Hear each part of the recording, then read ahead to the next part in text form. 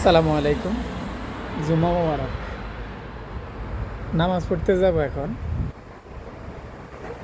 দেখেন মসজিদটা আমার পাশেই, আমার কাছ থেকে যেতে 5 সেকেন্ড লাগবে। এই যে দেখতে পাচ্ছেন মসজিদ, এটা এই যে এটা হচ্ছে মসজিদ। আমি এই রাস্তার এই পাড়ে দাঁড়িয়ে আছি। এখন আমি চাইলেও এই দিক দিয়ে যেতে পারবো না, কিন্তু আমি চাইলে এখান দিয়ে গেলে রাস্তাটা পার হইতে নাহলে আমার 5-6 সেকেন্ড লাগবে। তো এই রাস্তা যদি আমি পার হই তাহলে আমার বিপদ হতে পারে, সমস্যা হতে পারে। আর গাড়ি তো কোনোভাবেই আসতে চলে না। এই যে রাস্তা, এই যে রাস্তা। এখন আমাকে ওই মসজিদে যেতে হলে আমাকে এই পাশ দিয়ে ঘুরে যেতে হবে। হয়তো 3-3.5 মিনিট লাগতে পারে, অথচ গেলে আমি এই পাশ দিয়ে 5-6 সেকেন্ডে আমি মসজিদে চলে যেতে পারি। কিন্তু এটা যাওয়া যাবে না, নিষিদ্ধ। আর যদিও নামাজের এখনো অনেক সময় বাকি আছে,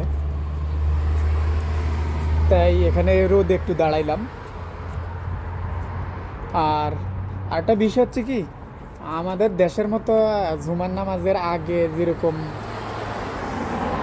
জুমার আলোচনা হয়, এই দেশে জুমার আলোচনা হয় না, জাস্ট খুতবা দিয়ে নামাজ পড়ানো হয়। এর আগে গেলে মানুষ সুন্নাত পড়ে বসে থাকে। ইমাম সাহেব আসলে ইমাম সাহেব খুতবা দেয়, তারপরে জুমার নামাজ পড়ায়। কিন্তু আমাদের দেশের মতো জুমার আলোচনা হয় না এখানে।